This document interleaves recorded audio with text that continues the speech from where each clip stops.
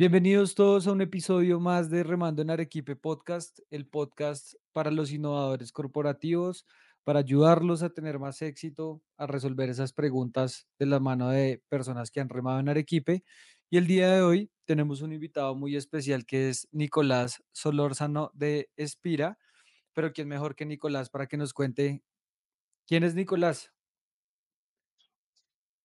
Bueno, Santi, muchas gracias por la invitación. Creo que cuando me invitaste te lo dije, creo que hoy más en el mundo, gente como tú está trayendo un montón de herramientas prácticas, sencillas, aplicables a través del conocimiento de otros y creo que eso es súper valioso. Así que antes de responderte la pregunta primera, pues muchísimas gracias por este trabajo que estás haciendo, que creo que tiene mucho valor. Eh, ¿Quién soy yo? No sé, creo que es una de las preguntas más profundas que uno le pueden hacer en la vida. Pero soy un apasionado por el desarrollo de las organizaciones, soy un apasionado por la transformación. Es como he vivido mi vida, he vivido mi familia, estoy casado, tengo un hijo, tengo una esposa experta en tema de trabajo emocional, así que toda nuestra vida ha estado vinculada con la transformación de personas, con generar esos espacios de mejoramiento, de construcción. Así que esa es la pasión que hay detrás. Y pues Espira ha sido como el acompañamiento perfecto en este proceso porque en Espira nos dedicamos a trabajar con hábitos productivos y que es transformar la forma de ser de las personas para que impacten el negocio. Así que no sé, Santi, si esa es la respuesta Yo correcta, creo que pero podemos empezar por ahí. O sea, mira que en las remadas en Arequipe que hemos tenido ya en 20 episodios, eh, hay un componente fundamental que es la parte humana y la transformación humana.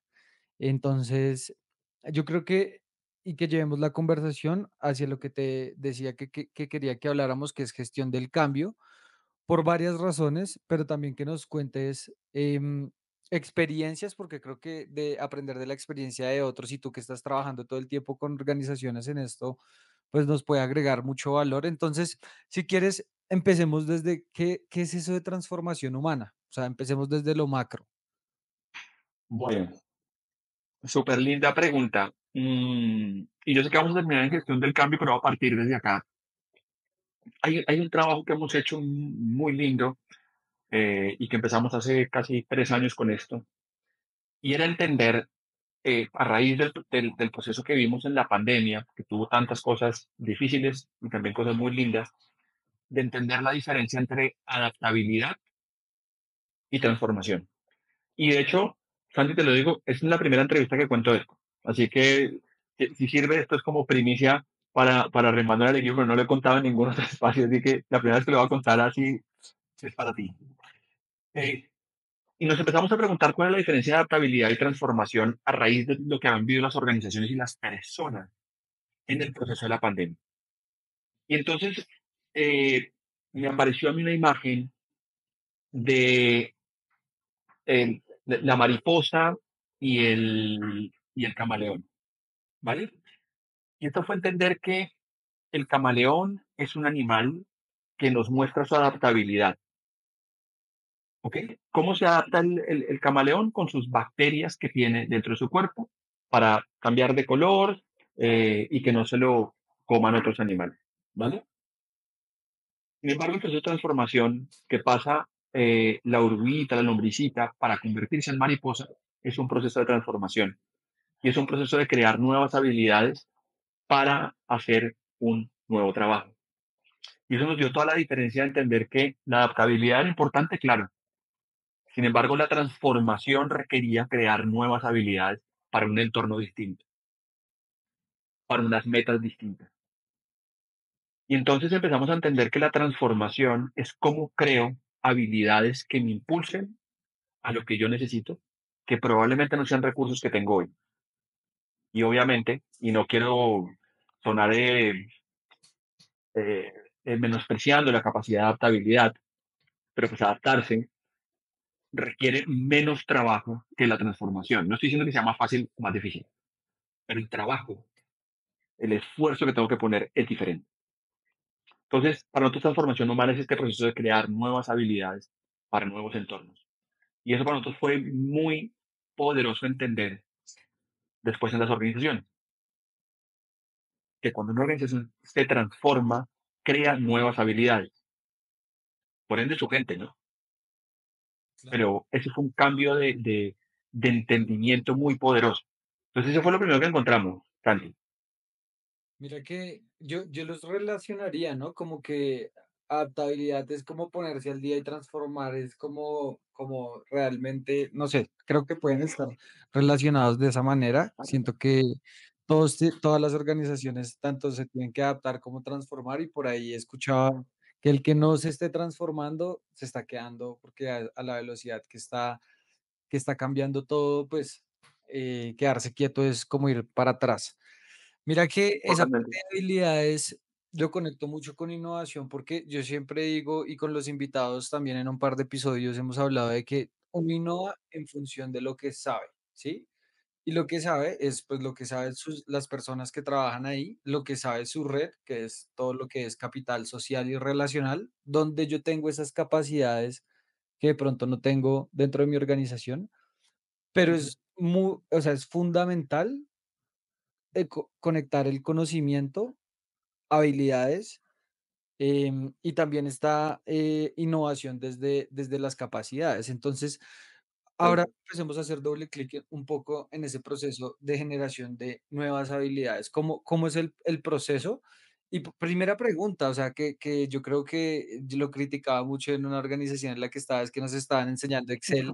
Y yo decía, no, pero ya deberíamos estar aprendiendo otra cosa. Entonces, ¿cómo identificar qué debe aprender la organización eh, para construir esa transformación?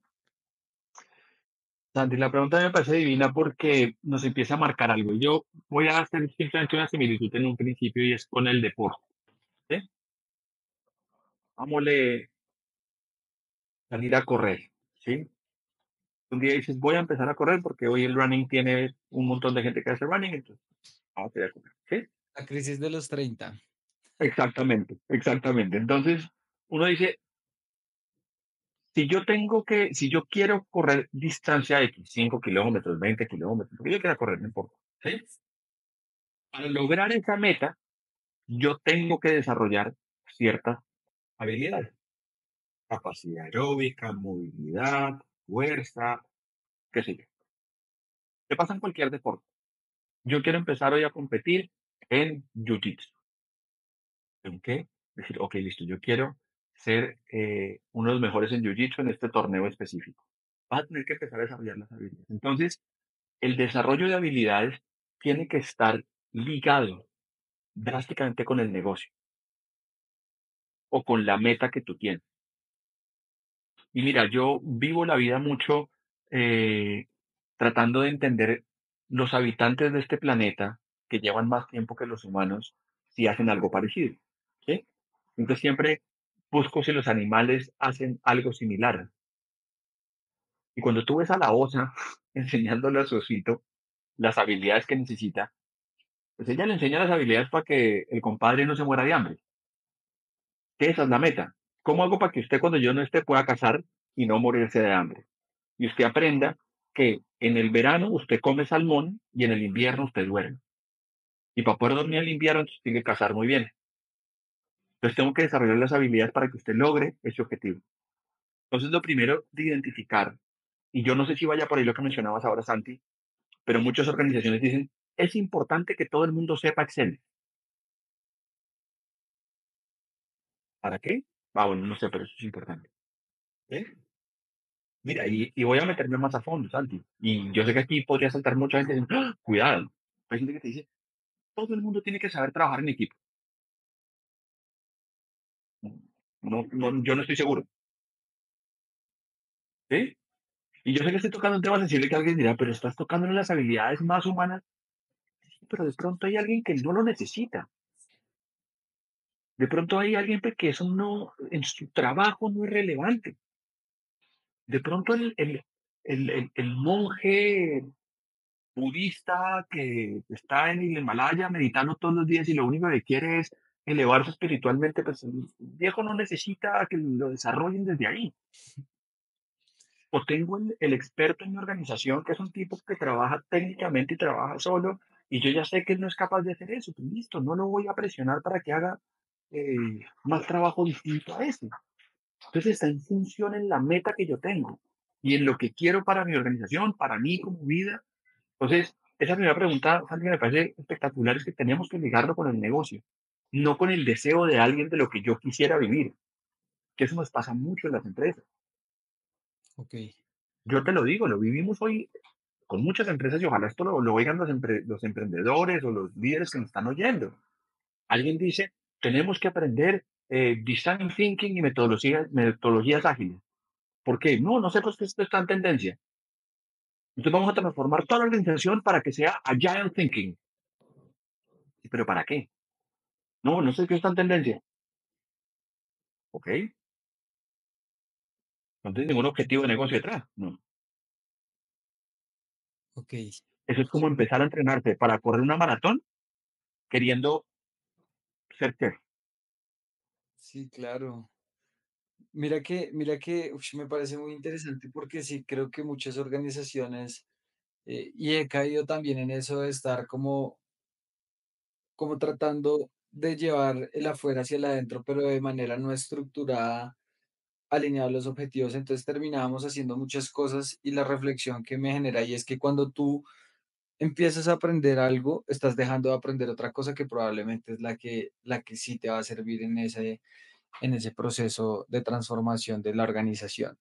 Y pensando también lo que dices es no todo el mundo debe aprender lo mismo y yo como debería casi que, no sé, tú me confirmarás si personalizadamente hacer planes de desarrollo.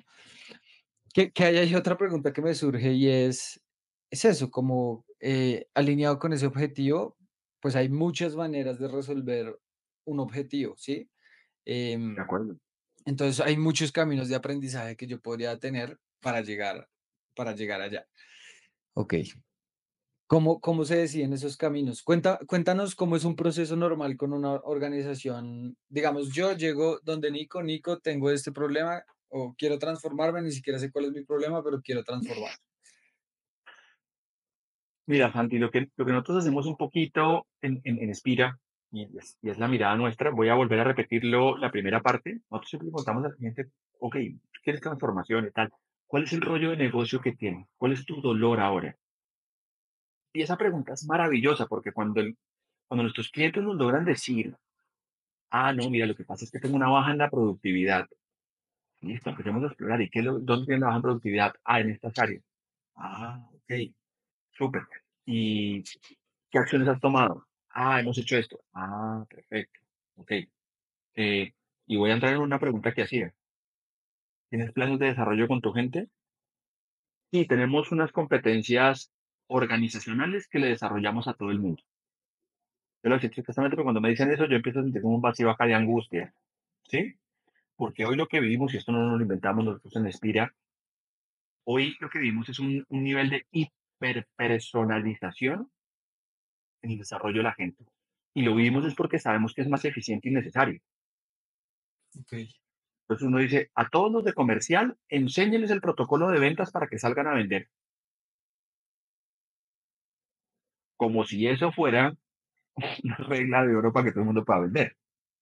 Cuando sabemos que eso no es cierto.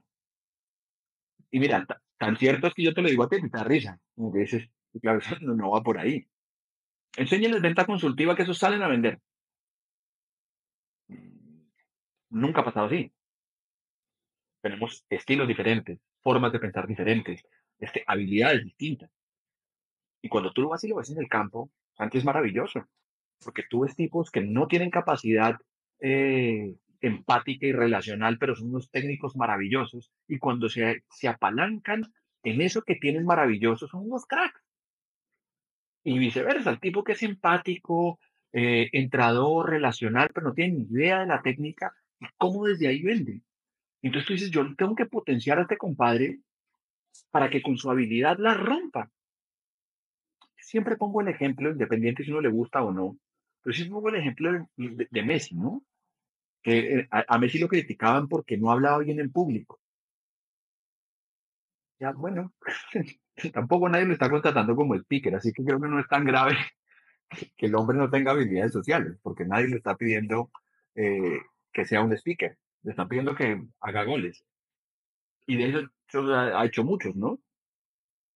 Entonces, es un poco esto cuando tú preguntas cómo lo hacemos, pues lo primero es preguntarle a la gente cuál es el problema de negocio, ¿sí? Y la segunda pregunta que nos hacemos nosotros en Inspira es, ¿qué necesito yo para lograrlo? ¿Cuál es el desempeño esperado de esa persona para llegar a ese lugar? ¿Sí? Y empezar a mapear a la gente y empezar a entender, ok, la- los mejores qué harían. ¿Mm? Y ahí entra todo el tema nuestro de hábitos, ¿no? ¿Cuáles son los hábitos que tenemos que tener en la organización? Y empiezas a marcar desde esa perspectiva. Y cuando tienes eso claro, Santi, recién ahí puedes decir qué necesito enseñarle a la gente para que se comporte de esa forma. Pero hago esta marcación, Santi, porque tu pregunta es interesantísima, en el sentido que muchas veces lo que pasa en la organización es que necesitamos transformarnos, vámonos al aprendizaje. Y no se han hecho dos preguntas fundamentales que es, ¿cuál es tu dolor de negocio y qué tiene que hacer la gente para lograrlo? Entonces, son un par de preguntas que tiene que hacerse la gente antes para poder llegar a esos niveles de desempeño que yo espero en la organización y transformarlo. Porque, ojo, cuando hablamos de transformación y hablamos de este tema grandote, Santi, de gestión del cambio, lo que pasa es que tienes un montón de variables que van a pasar en el proceso de cambio. Y vas a vivir temas del contexto cultural, del contexto político, del contexto de los líderes, del contexto de comunicación, y más, porque no me quiero ir a hablar de gestión del cambio en Noruega, pues será diferente, pero en Latinoamérica tenemos unos países de un nivel de volatilidad eh, muy complejo, porque es que si uno en Noruega tira su gestión del cambio 5 años adelante, pues uno sabe que la cosa no va a cambiar mucho, un poco más, un poco menos, pero no va a haber grandes volatilidades, ni van a cambiar radicalmente las políticas del gobierno, ¿sí? Claro. Pero en Latinoamérica es distinto, el juego es muy distinto. Mira que el contexto siempre los invitados, y no voy a hacer de pronto spoiler de una pregunta que te voy a hacer más adelante, pero dicen que entender el contexto es fundamental para estos procesos. Y ahí cuéntanos un poco de tipos de hábitos, cómo funcionan, o sea, eso que mencionas de hábitos productivos, cómo se materializa en una organización, porque lo conecto con lo que hablamos ya en 2 capítulos, que es cultura e innovación, ¿no? O sea, como que siempre Ok. escuchamos que cultura se come estrategia en desayuno, que esa cultura tiene ciertos comportamientos, actitudes, valores, y que hace parte de la identidad de una organización. Entonces, conecto esto de hábitos con, pues, lo que haces es quién eres, Ujú. y hace parte, pues, de esa Tal cultura. cual. Entonces, ¿qué tipos de hábitos hay? ¿Cómo podemos empezar a generarlos? Háblanos un poco más de estos hábitos productivos en las organizaciones. Bueno, así, gracias por la pregunta, pero la pregunta es un pase gol maravilloso. Y además que me gusta una conexión preciosa. La cultura es un compendio de hábitos. ¿Sí? Y voy a volverme un poquito en algo, Santi, que no es tu caso, pero muchas personas en nuestro ejercicio, y me ha pasado con algunos clientes que me dicen, oye, es que no tenemos cultura y tenemos que crear. Entonces, pues la razón es como, no, que no te guste o no la tengas identificada es una cosa, pero cultura siempre hay, ¿listo? Eso significa que hábitos siempre hay. Lo que pasa es que hay hábitos improductivos y productivos, ¿sí? ¿Por qué siempre hay? Y esto no lo explico yo. Si ustedes miran libros como Sapiens o Atomic Habits, ¿sí? Te hablan de un cerebro que busca eficiencia todo el tiempo, porque no puede estar pendiente de tiempo a analizar cada situación. No lo puede hacer. Pues no, estalla todo. No puedo estar analizando cada situación. Entonces, voy a irme a lo simple, ¿sí? Y es un ejemplo que aparece en Atomic Habits.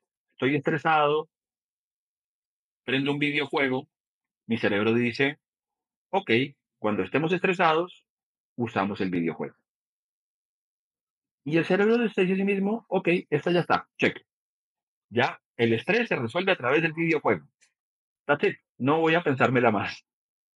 Y lo mismo ocurre en las organizaciones. ¿Cómo resuelvo el problema de producción? Copiando a todos los vicepresidentes de la compañía para que alguno me ponga atención. Yo sé que alguien acá que está oyendo esto podría decir, sí, Nico, pero eso no siempre funciona. Sí, lo que pasa es que con que funcione una vez ya está. Porque la gente dice, ah, fíjese que eso funcionó una vez, entonces lo repito y lo repito y lo repito y lo repito y lo repito y se vuelve la cultura. Entonces termina 50 personas copiadas en un correo, nadie hace nada con el correo, obviamente nadie resuelve nada, pero es que en algún momento alguien lo hizo. En algún momento alguien le pareció que eso era relevante. Y le funcionó una vez y lo volvimos regla. Eso, Santi, a tu pregunta, es un hábito mega improductivo. ¿Sí? Entonces, lo que tenemos que volvernos a la pregunta es, oiga, los que mejor productividad tienen, ¿qué están haciendo? Muéstrame cuál es la rutina de esos tipos. Y entonces te aparece que los más productivos son unos tipos, voy a ponerlo en la forma más caricaturesca posible. Los tipos todas las mañanas se toman un café con aceite de coco. Y entonces tú empiezas a rastrear y dices, ah, ok. Y los tipos ya lo hacen sí. Y esos tipos tienen más productividad. Ok, entonces vamos a servirle café con aceite de coco a todo el mundo todos los días. Entonces, ah, mire, la productividad de todos está creciendo. Maravilloso. Encontramos un hábito que funciona. Vuelvo y digo, eso es en caricatura. ¿Sí? Si lo llevas a valor real, ¿sí? Es, oiga, esta organización, ustedes necesitan tener más claridad y trazabilidad sobre la gestión de resultados. Estoy poniendo un ejemplo real. ¿Sí? ¿Qué tenemos que insertar en la organización? ¿Sí? Entonces tú vuelves a preguntas. ¿Cada cuánto ustedes revisan indicadores de negocio? No, no, la verdad no lo hacemos casi nunca. Ok, perfecto. ¿Cada cuánto varían los indicadores en esta organización? De la productividad de la organización. Semanalmente. Listo. Vamos a crearnos una agenda donde todas las semanas se van a reunir los key players de este proceso y van a revisar estos 4 factores. Y vamos a implementarlo por 2 meses. Y vamos a ver si la productividad crece. ¿Qué es lo que pasa con lo de los hábitos, Santi? Que es que cuando la gente empieza a ver que la cosa le funciona, no la va a dejar de hacer. Es así de simple. Es así de simple. Y nos pasa a todos en la vida. ¿Mm? Si yo empiezo a darme cuenta que eso funciona y funciona y funciona y funciona, pues no voy a parar. ¿Por qué habría de parar? No tiene ningún sentido. Entonces, cuando hablamos y tu pregunta es muy buena en el sentido de, ¿hay hábitos genéricos? No, no hay. No hay.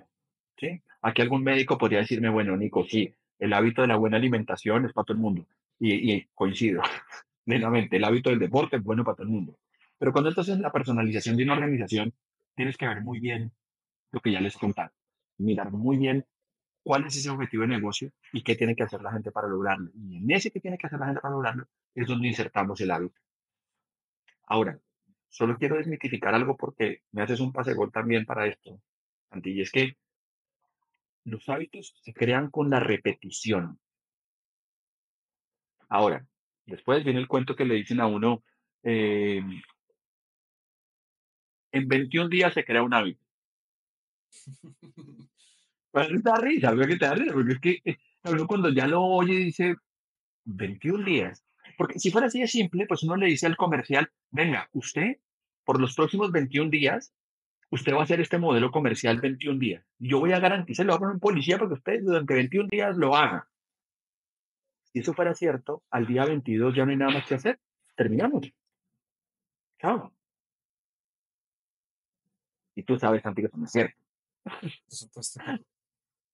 Porque tengo que repetirlo todos los días. conscientemente, porque el cerebro, y eso es lo interesante de esto, siempre me va a llevar al camino de ahorro, por supervivencia. No es que, no quiero que aquí quede mitificado que es que el cerebro es perezoso ni es malo, ¿sí? Que el otro día lo vi en una conferencia que dice, es que el cerebro es perezoso. No, no es perezoso, está en modo ahorro, está en modo supervivencia. Lo menos que él pueda gastar de energía siempre lo va a hacer. La gente que se levanta todos los días en la mañana a las 5, 4:30 de la mañana a hacer deporte. Hay una estadística que te muestra que nadie se levanta a las 4:30, 5 de la mañana feliz de hacer deporte. No existe esa persona.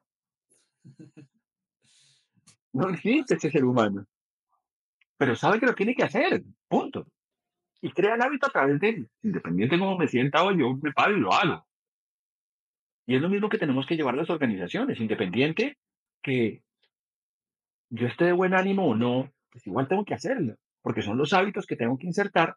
Y vuelvo y te lo conecto. Y es donde creamos cultura y realmente le damos un impulso a la organización y por eso la bendita frase que la cultura se come el desayuno y la batalla.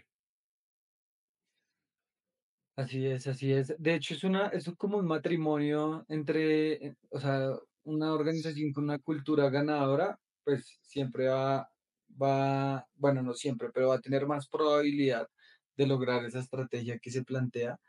Y ahí, mira Total. que eso es lo mismo con innovación, son el hábito de cómo yo empiezo a ver los problemas, a retos, cómo los puedo solucionar, cómo puedo experimentar, que son esos componentes de cultura. Entonces me encanta conectarlo con hábitos porque eso empieza, mira que empieza a conectar desde el ser, identidad de la organización, quiénes somos y qué hacemos, y pues lo que funcione, obviamente, si hay resultados, es como una función de optimización, ¿no? O sea, donde voy maximizando y mirando hacia dónde puedo ir. Pero eso no es perfecto, o sea, yo he visto en las No. organizaciones, de hecho debe ser todo lejos de perfecto, de que uno haga un plan y listo, ya nos transformamos, y no, entonces te quiero preguntar, ¿cuáles son esos anticuerpos para estos procesos? O sea, ¿qué es lo que mata estos procesos de transformación en las organizaciones? A ver, Santi, voy a dividirte mi pregunta, voy a hacerte dos claridades antes de responderte. La primera que hablabas de cultura, es que hay algo muy interesante, y mire, yo no soy fan del Real Madrid ni mucho menos. El Real Madrid nunca pierde una final, nunca. Creo que de las 180.000 finales que ha jugado, creo que ha perdido dos. Jugando mal, jugando bien, con buenos jugadores, con malos jugadores, no importa, los tipos ganan. Y dice, pero ¿qué es lo que tienen, no? Pues aparece el fanatismo del ADN ganador. Hay una forma de pensar de estos tipos que ahí siempre ganan. O sea, si los tipos llegaron a la final, la van a ganar. O sea, si usted es de otro equipo y le toca jugar con una final del Real Madrid, disfrútela, viejo, porque la va a perder igual. ¿Sí? Entonces, ¿cómo damos ese hábito de ganar? El hábito de creerme mejor que los demás, independiente que tenga buen equipo o no. Eso es como una cosa que quería marcarte con respecto a lo que mencionas de la cultura. Y para empezarte a contestar esta pregunta de la resistencia y la perfección que lo mencionabas, hay una frase que estamos usando mucho hoy con mi equipo y es, me enfoco en mi progreso y no en mi perfección. Y se los cuento que nos ha funcionado y la frase ha sido bien poderoso, porque es que estamos enfocados muchas veces en el, ¿cuándo voy a llegar a? Enfócate en progresar. Sé mejor que ayer, no te pido más. Sé mejor que ayer, nada más. ¿Cuánto? 0,5%. Viejo, no, no te pido más. Porque si cuando sumas todo ese 0,5, 0,5, 0,5, o 0,1, o 1, o 2, o lo que quieras, al final eres un crack. Entonces, enfoquémonos en el progreso, no en la perfección, que lo mencionabas ahora. Ahora, ¿qué nos encontramos ya en ese proceso? Y voy a conectarlo acá, con ese proceso de progreso y de transformación de las organizaciones y cambio, pues te encuentras con lo primero, ¿no? La resistencia. La resistencia es parte como del viaje, ¿no? Es como, hay un ejemplo que nosotros hablamos mucho en psicología, o sea, lo explica en la psicología, que es el náufrago que se le hunde el barco, ¿sí? Y queda flotando en un tronquito de madera, ¿no? Y el tipo lleva una semana flotando en ese tronquito de madera y aparece un buque, ¿no? a rescatarlo, ¿no? Y el tipo le dice, listo, hermano, tiene que soltarse del tronquito, desplazarse 2 metros y cogerse la escalera, pero tiene que soltarse el tronco. Y cuando uno cuenta eso, uno dirá, bueno, el tipo se suelta, nada y llega. Pues suéltese el tronco, que lleva una semana manteniéndolo con vida. Eso no es fácil. Oiga, pero va a tener una mejor vida, oiga, pues se va a rescatar, oiga, pero va a sobrevivir. Sí, lo que pasa es que soltar el tronco no es fácil, porque es lo que conozco, es lo que siempre he vivido, independiente que esté mal o esté bien. Entonces, hago este énfasis porque la resistencia es lo más complejo, porque la resistencia tiene que ver con un proceso de duelo. No voy a entrar a explicar el duelo, ni mucho menos, pero es un proceso de duelo porque pierdo cosas. En cualquier proceso de cambio pierdes cosas. Y yo sí que alguien podrá preguntarme ahorita, pero Nico, pierdes cosas negativas. Las pierdes igual. El tema es una sensación de pérdida. Y eso que tenemos que manejar muchas veces en esos desafíos que tenemos en el proceso de cambio. Es como la resistencia es de las cosas más complejas que vive cualquier proceso de cambio. Lo siguiente es la comunicación. ¿Sí? Hay un estudio de Harvard precioso de las compañías que mejor manejaron la pandemia, ¿sí? Y dieron mejores resultados de negocio en negocios que no estaban en crecimiento durante la pandemia. Hicieron toda la investigación de qué hicieron los líderes, ¿no? Y la investigación es preciosa. Todos los líderes consiguieron una práctica. Se sentaron con su equipo directivo y le dijeron, bueno, ya todos aquí sentados, les cuento que yo personalmente como CEO no he tenido ninguna experiencia manejando pandemias, es mi primera. Así que no tengo ni idea qué hacer. ¿Qué hacemos? Digo, wow, claro, porque incentivas, y voy a pegarme con lo que tú eres más experto, Santi, incentivos innovación, incentivos comunicación, incentivos involucramiento, incentivos propósito, un montón de cosas. Que cuando le preguntan a los tipos si lo hicieron conscientemente, los tipos son suficientemente vulnerables para decir no. Lo que pasa es que no sabía qué hacer y tenía que preguntarle a alguien y lo único que se me ocurrió fue preguntarle a mi gente. No, no, no es más magia que eso, pero igual súper poderoso. ¿Mm? Y cuando hay estos ejemplos para marcarles el tema de comunicación, que se vuelve un tema fundamental en todo el proceso de cambio, comunicación es fundamental. Y el tercer factor, Santi, podríamos hablar de más, pero quiero dejar con esos tres el tema del rol de los líderes. En gestión del cambio y en transformación organizacional pasa algo muy interesante, ¿no? Es que normalmente eso es como una chamba de recursos humanos, es un trabajo de recursos humanos. Es como que dicen, bueno, vaya a recursos humanos y haga el proceso de gestión de cambio. Y yo veo a algunos gerentes de recursos humanos que dicen, listo, sí, somos los encargados del proceso. Y yo digo, Dios mío, se van a estrellar contra la pared. Eso no es de recursos humanos. Seguramente puede conseguir el proveedor que les ayude con la cosa, dar algún lineamiento, escuchar a la gente si es que tiene dudas, pero el proceso de gestión del cambio tiene que ver muchísimo con la coherencia de los líderes. Muchísimo. Líderes coherentes y consistentes. Y fundamentalmente, volviendo al ejemplo que les ponía, vulnerables. Líderes que no le tienen miedo al error, que no tienen ningún rollo en decir, yo aquí me equivoqué, di un mal ejemplo, esto aquí se estuvo mal. Porque es que cuando los líderes logran poner eso en la mesa, la gente logra entender que se puede equivocar y que podemos generar aprendizaje de los errores que cometemos. ¿Eh? Lo cual le hace un boost al proceso de transformación organizacional muy grande a través de una herramienta en la que tú eres muy experto, Santi, que es la innovación y el mejoramiento continuo. Porque si tú miras la historia de los procesos de transformación en las organizaciones, nunca salen como lo planeamos. Es imposible, porque no sabes qué va a pasar. Y si no tenemos ese factor de ser capaces de innovar y mejorar en el camino, pues te mueres con la tuya. Y te vas a morir con la tuya. Así es, así es.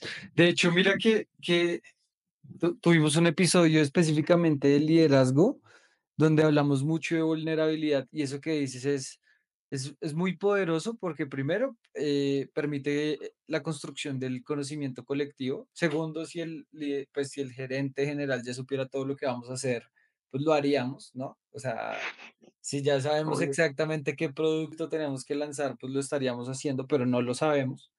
Y, y ponerse, mira que muchas veces cuando estamos dando una conferencia o algo así, nos dicen experto, y yo me siento todo menos experto porque uno ahí como que deja de aprender, es como un chip, como una mentalidad que te permite cambiar cómo te ves y no te pone en una zona donde ya pues tienes, em, empiezas a caer como en cosas de ego o eso de creerse experto, pues no sé, yo creo que ahorita ya no hay, está tan rápido todo lo que podemos aprender que expertos cada vez son más pocos, pero adicionalmente de ese liderazgo y de esa comunicación es que mira que a nosotros nos pasó que estábamos viendo una certificación de la ISO, creo, y decía gestión del cambio, como, uy, ¿eso qué es?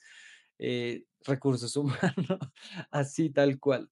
Y después empezamos a ver que eso no era recursos humanos únicamente, sino interactuaba como una triada que era proyectos, o sea, era muy importante para proyectos, comunicaciones y liderazgo, que eso sí lo manejaba recursos humanos.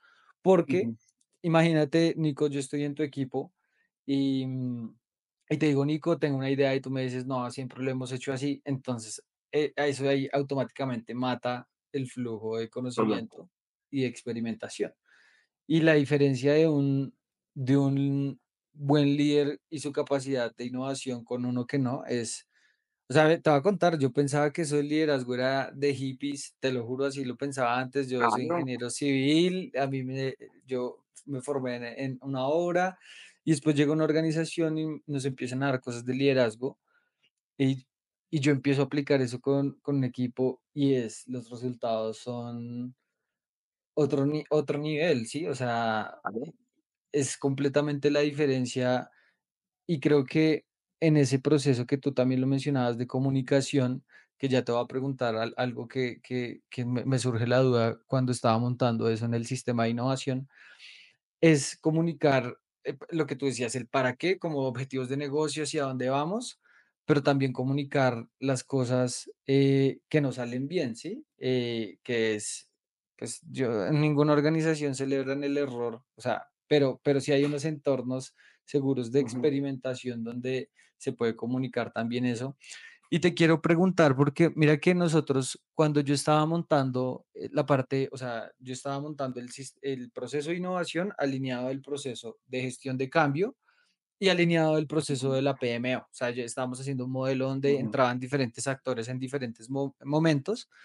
em, y empezamos a buscar como metodologías o demás, así muy, muy tradicional, como a ver cómo se puede hacer eso. Y llegamos a dos que era el modelo de Kotter y después la otra se llama ADKAR de ujú, ProSci y empezamos era esencialmente lo mismo, como entender ujú. por qué necesitábamos cambiar, crear el deseo, después dar el conocimiento y hacerlo un hábito, De acuerdo. más o menos para alinearlo con lo que estamos hablando.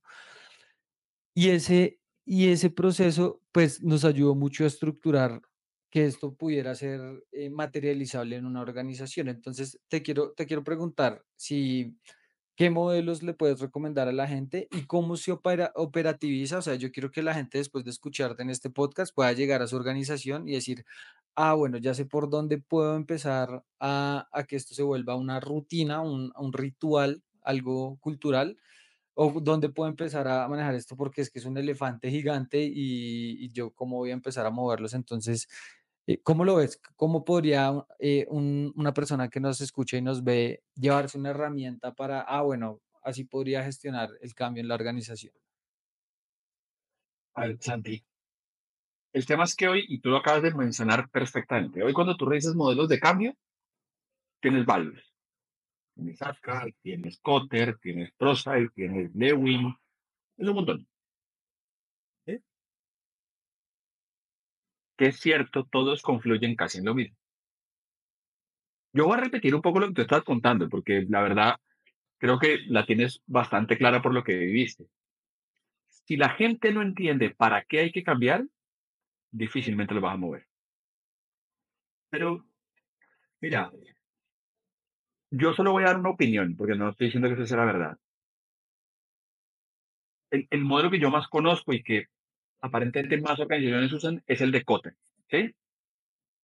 Y él, lo que hemos visto de los primeros pasos para él es incrementar el sentido de urgencia. Cuando coges Ascar te habla de awareness también, ¿sí? Y Ujú. cuando coges Prozaic te dice, pues es más o menos lo mismo que el Ascar, pero, ¿sí? Entonces, estamos todos hablando de hacerle consciente a la gente que necesitamos cambiar, porque si seguimos el mismo camino, vamos a terminar en un lugar donde no queremos.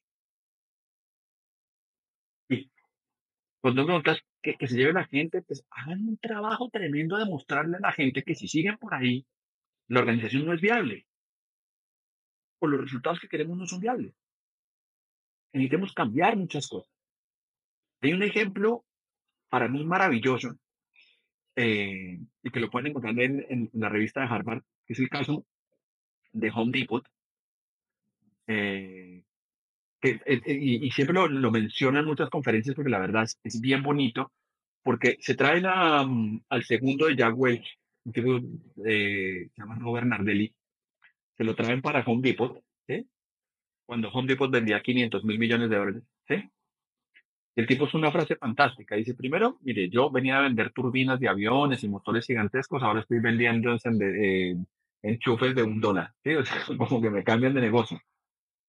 Pero a mí no me trajeron aquí por mi experiencia técnica. Me trajeron porque soy capaz de llevar un equipo a otro nivel. Y lo que nos llevó a vender los primeros 500.000 millones no nos va a llevar a los segundos. Pero mira la frase tan poderosa, Santi. Es como, ok, es que no estoy diciendo que no seamos exitosos, pero lo que hemos hecho hasta acá nos va a llevar a la sostenibilidad. Y tenemos que hacer un cambio. ¿Sí? Anecdóticamente, lo primero que hace es traerse a un gerente de recursos humanos espectacular, lo pone como su ficha mejor pagada al equipo directivo para mandar el mensaje que gestionar las personas era la clave. ¿Sí? Estoy poniendo este ejemplo para que se entienda, porque el siguiente trabajo que ellos empiezan a hacer es evangelizar a la gente, a decirle, chicos, el camino no nos va a llevar al lugar donde queremos. Y todos tenemos que modificar, todos tenemos que cambiar. Entonces, a tu pregunta inicial, Santi, lo primero que tenemos que hacer con la gente es eso, hacerla parte del proceso. Esto a través de emperadores y líderes omnipresentes. Tú lo mencionabas ahora, desde el ego de yo voy a ser el líder del cambio de mi organización. No, todos tenemos que ser los líderes del cambio de organización. Porque es que si todos ponemos el hombro, pesa mucho menos y el éxito está garantizado. Pero si no involucramos a la gente en el cambio y lo dejamos en unos pocos, pues la cosa no funciona. Y lo otro, a todos nos encanta celebrar. Creo que es clave poder invitar a la gente a que si hacen un avance, aplaudámoslo y celebrémoslo. Celebrarlo todo el tiempo. Tenemos hoy un montón de clientes que han adoptado la práctica de la campanita, ¿sí? Entonces trabajamos con un banco hoy, esto es hermoso, y tienen un desafío en colocación de crédito. Cada agencia que llega, el día del mes que llega, a su cuota de colocación de tarjetas de crédito, se paran en la oficina y mueven la campanita. Uno dice, eso tan simple, pues básicamente eso tan simple, y lo cuento anecdóticamente acá, eh, ha hecho que los últimos 8 meses no dejen de cumplir su cuota de colocación de tarjetas de crédito, cuando venían 24 meses atrás sin hacer eso nunca. Ojo, si ponen un ejemplo simple, han hecho un montón de cosas de transformación en la organización, pero uno de esos ritos y esos hábitos de celebrar constantemente ha hecho que la organización diga, vamos bien. Yo creo que lo que estamos haciendo, porque han metido un programa de formación, metido un programa de líderes, han metido un cambio comisional, han metido actualización de plataformas, o sea, es un banco que tiene una transformación aquí en Perú muy grande, eh, pero pues al final su vida es vender tarjetas de crédito y colocarlas. Y eso es una parte de, ok, cada vez que tengamos una victoria de cerró una agencia, la celebramos. Felicitaciones a él, que ha hecho que todas las agencias quieran verse cómo golpean su campanita. Mira que Entonces, esos incentivos o sea, yo también creo que eso hace parte de los ritos de como de tracción de la gente. Yo lo que veía, estaba leyendo de pronto, no sé si ya leíste el libro de el de Notch, el de economía de comportamiento, que es como darle empujones, y algo que me hacía reflexionar es que la gente no, y lo veía también en un taller hace poco en la Cámara de Comercio, que la gente no quiere, no le da miedo el cambio, sino le da miedo perder en el cambio, ¿sí? claro, Entonces, mostrar y esa etapa de, pues, mostrar tanto los avances y que estamos lográndolo, súper importante porque nadie se levanta un día y dice: "Ya estoy flaco", ¿no? Sino se va viendo progresivamente, y eso hace que uno siga yendo, pues, no sé, a hacer ejercicio, pero adicionalmente, también mostrar los beneficios que mira que yo creo que yo le digo a mis estudiantes en la universidad que uno por un título no le dan un aumento, no le dan un aumento por lo que aprende con el título y cómo aplica, y cómo ayuda a construir esa organización de futuro. Entonces, también hay un beneficio y es nadie quiere tener el mismo cargo en 5 años, eso es una realidad. Y si y tú conectas eso, como que tú vas a poder seguir creciendo en tu carrera si haces parte, lideras, eres, motivador, multiplicador de ese cambio, es el beneficio personal directo, ¿no? por supuesto, pero es que Santi, por supuesto, porque es que una cosa es que, y mira, yo sé que de alguna manera ustedes, los más jóvenes, vienen de una generación donde tú lo dices ahora, ¿sí? Y lo marco para que los jóvenes que estén oyendo lo tengan claro. Tú dices, nadie quiere estar en el mismo puesto 5 años. Eso es una cosa de ahora, Santi.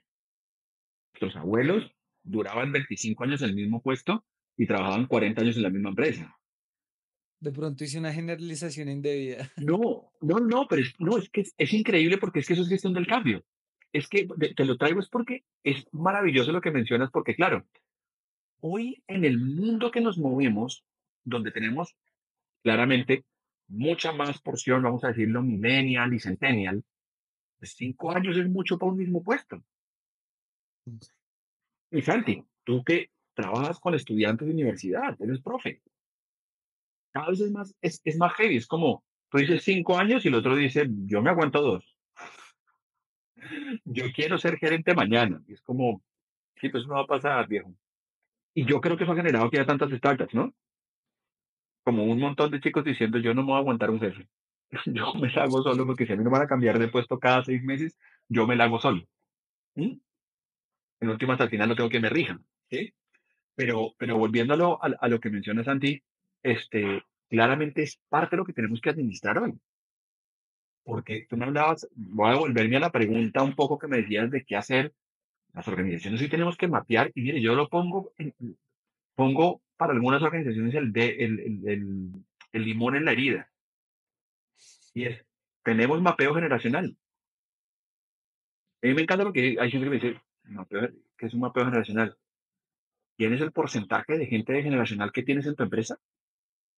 Escucha, ni se me ha ocurrido.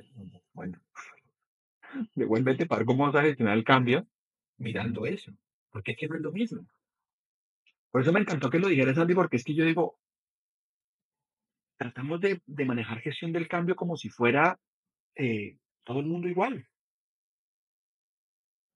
Y si a mí me queda un baby boomer en mi empresa, compadre, no sé si le interesa el proceso de cambio. Si él lo deja quietico donde está, pasa fresco. No tiene ningún problema. Sí, eso es cierto. Entonces, son factores que hoy en día tenemos en las organizaciones, porque es que yo lo veo, Santi, yo trabajo con equipos directivos, y tú ves el equipo directivo, 10 vicepresidentes, y uno dice, todos son de la misma edad, mentira, mentira. Tienes una persona de 65, 70 años, tienes uno de 45, 50, y tienes uno de 32. Y por ahí es uno colado de 28, vicepresidente. Y todos piensan completamente distinto. Sí, de acuerdo. No, y tienen objetivos y motivaciones y sueños distintos. Entonces, eso también es gestión, pues creo que con expectativas y muy importante eso también para las personas que nos escuchan y es, todos Claro, tenemos drivers diferentes, ¿no? total. Y el mapeo generacional, para que nadie se complique acá, no es que a qué consultora contrato, no, no, simplemente cojo el listado de la edad de su jefe y ya está, no, no tiene que hacer nada más, sacar la estadística, eso lo hace cualquier persona, no es complejo. Y la información la van a encontrar y van a decir, "Ah, no sabía que tenía tantos millennials". Bueno, ok, empieza a gestionarlo desde esa perspectiva. Ah, no sabía que tenía tantos centennials. Bueno, sí, dale, para adelante. ¿Sí? Porque ese es parte del rollo que nos aborda en estos procesos de gestión del cambio. Porque, mira, Santi, tú has trabajado en este podcast innovación, has trabajado liderazgo, has trabajado cultura. eh, y cuando tú ves transformación organizacional, todas estas cosas empiezan a jugar un papel fundamental. Y quiero volver a una pregunta que me hiciste. Cuando hacemos proyectos de transformación cultural, nuestra mirada, Santi, es que no hay una persona que sea experta, y me encantó cómo lo expresaste ahorita eso de los expertos en gestión del cambio. Nosotros hoy estamos acompañando a una organización que está en 24 países, viviendo una transformación cultural y organizacional durísima. Y parte de lo que trabajamos con ellos es, espere, porque es que aquí hay factores. Hay que entrenar a los líderes y ese es parte del programa de transformación. Hay que hacer unas campañas de comunicación poderosísimas, internas y externas. Y eso es otro factor que ustedes tienen que trabajar. Hay que consolidar equipos y ese es otro factor que ustedes tienen que trabajar.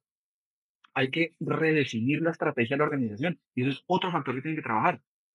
Y yo difícilmente creo que haya un consultor que pueda manejarte campañas de comunicación, estrategia y formación de la gente. Yo no creo que eso exista. O Sí, una no. empresa que haga todas esas vainas juntas y las haga bien todas. ¿Sí? Y ojo se me olvidó meter el factor innovación. Entonces, mi mirada, pues, y nuestra mirada de Spira es, si vamos a trabajar en gestión del cambio, claro, que haya alguien que me ayude a entenderlo, perfecto. Pero después voy a tener que meter un montón de actores en el proceso, internos o externos, no importa. De hecho, mira, y lo hablo aquí públicamente, hace 2, 3 semanas estuvimos, para los colombianos que oyen, van a saber exactamente de qué estoy hablando, estuvimos con la jefe de gestión del cambio de Cueros Vélez. Y lo que más le llamaba la atención, le decía, ¿y cuál es tu renuncia? Pues gestión del cambio. No me dijo nada más. Me dice, aplausos, tienes una persona dedicada a gestión del cambio. Y la conversación con ella fue preciosa porque parte de lo que hablaba con ella es lo que coincidimos acá. Yo le decía, pero tú gestionas el cambio y me dice, no, no, no. Yo ayudo con los lineamientos, pero después es la organización que tiene que hacer el proceso. Igual que ¿Sí? un área de innovación. Eh, igualito, igualito. A mí me encanta cuando vemos en las organizaciones, y me encanta, lo digo irónicamente, cuando veo la innovación y dicen, no, es que ellos son los que se encargan de innovar. Ok, perfecto. No sé cómo lo van a hacer ellos solos porque no sé si tengan todo el conocimiento para poder innovar en productos que probablemente ni siquiera técnicamente sean si eso es posible o no. Claro. Bueno, ahí te pediré el enlace también a ver si podemos tener a una Change Management Officer dentro de una empresa para en el podcast, sería genial. Pero por Nico, supuesto, o sea, cuéntanos cuándo te has sentido remando en Arequipe en lo que haces? hermosísima pregunta, Santi, hermosísima pregunta. Eh, Voy a partir como de lo más grande. Santi, yo creo que yo me he sentido remando en el equipo muchas veces por la postura, muchas veces de los gobiernos de nuestros países. Creo que los empresarios tenemos ahí una tarea que yo digo no debería ser tan difícil, ¿sí? Porque lo ves en otros países y dices, escucha, no es tan complejo, ¿vale? De verdad que no debería ser tan difícil como uno sentirse que tiene que estar, eh, cada brazada cuesta un montón para usar tu analogía que es tan bonita. Creo que eso es una de las cosas más difíciles y creo que no voy a entrar en ningún detalle porque todos sabemos de qué estoy hablando, pero encontrarnos en estas situaciones es muy complejo, como que dice, podría ser más fácil, o sea, si estuviéramos centrados en las cosas que ya sabemos que funcionan. Tú miras los presupuestos de educación de nuestros países y dices, pero Dios mío, o sea, no le invierten nada. Presupuestos de salud bajísimos. O sea, como que uno dice, ¿dónde estamos poniendo el ojo de lo que queremos? ¿Sí? Y los políticos diciendo, no, vamos a mejorar la productividad del país. ¿Cuánto estás invirtiendo en educación? No, nada. Ah, pues entonces, ¿cómo la vas a mejorar? Así es. Entonces, Tenemos es un como que reto gigante. y ahí me he sentido mucho remando en Arequipe a tu pregunta. Y, o sea, aparte de eso que es como una queja y una crítica, y creo que esta frase que les decía de me enfoco en mi mejoramiento y no en mi perfección, eh, es algo que creo que todos tenemos que vivir y yo sé que remando en el equipo puede tener una connotación, hay veces de dificultad, pero creo que en otra mirada tiene el contexto de formar músculo.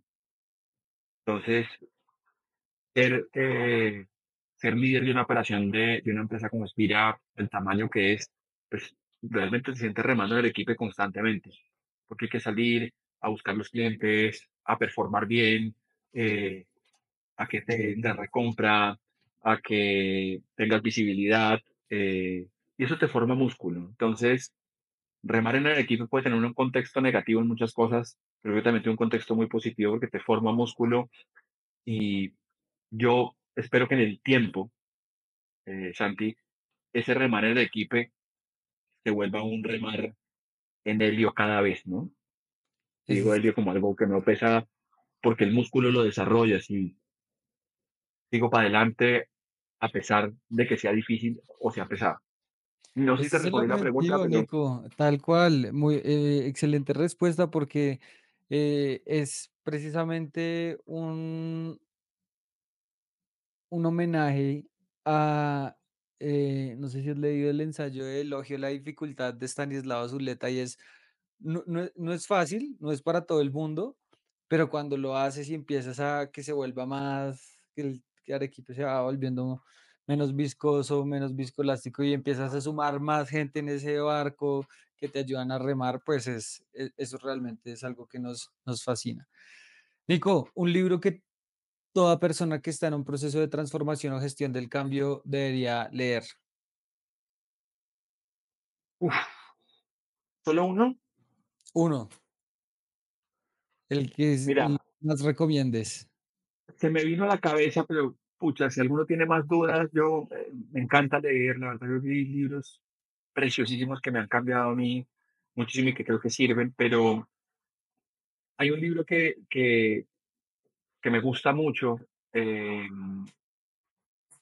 y es el libro del hombre en busca de sentido de Víctor Frankl, un libro hermosísimo desde una situación súper compleja. Ahí sí, remar en Arequipe absolutamente. Para los que no sepan, Víctor Frankl es un psicólogo austriaco que termina metido en un campo de concentración. O sea, la situación más compleja que puede ser personas.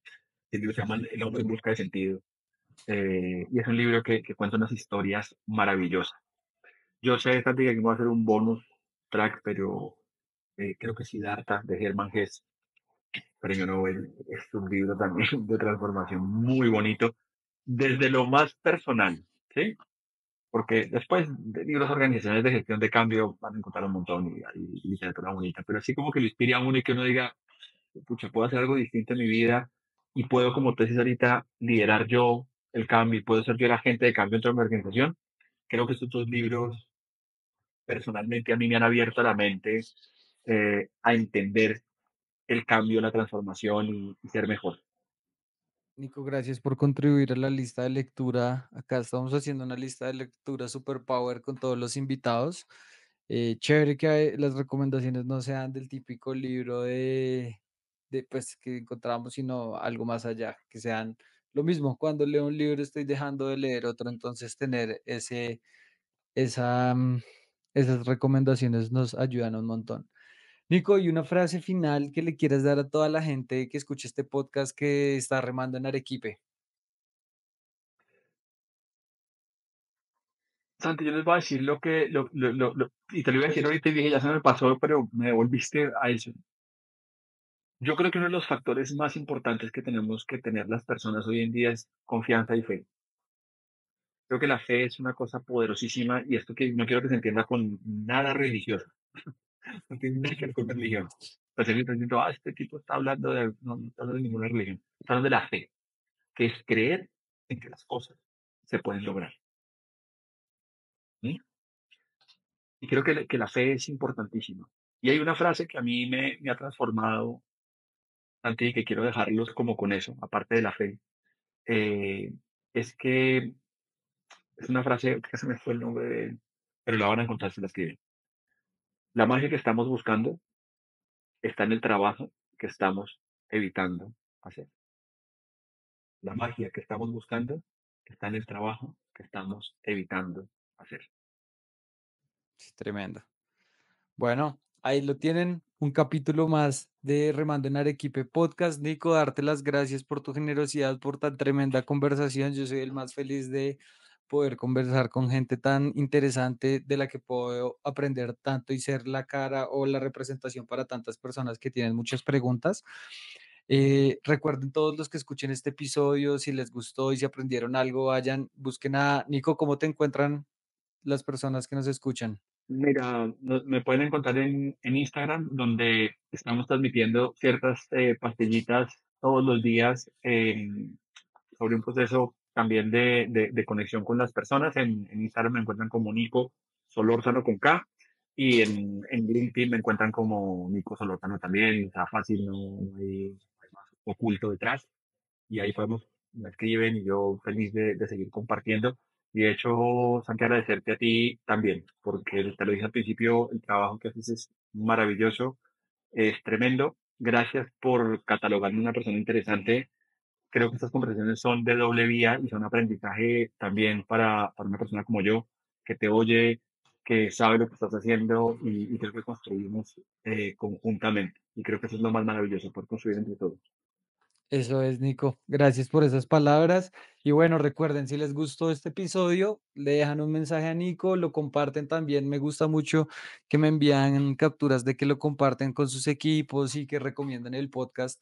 También envíen los temas y las preguntas que tienen acá. Estamos solucionando problemas de cómo hacer gestión del cambio, cómo liderar, cómo hacer un proceso de innovación, que lo hicimos con Ramo, cómo hacer vigilancia tecnológica, cómo aplicar a convocatorias del gobierno, que aunque, bueno, ahí están todas las respuestas y este podcast es de ustedes. Muchas gracias.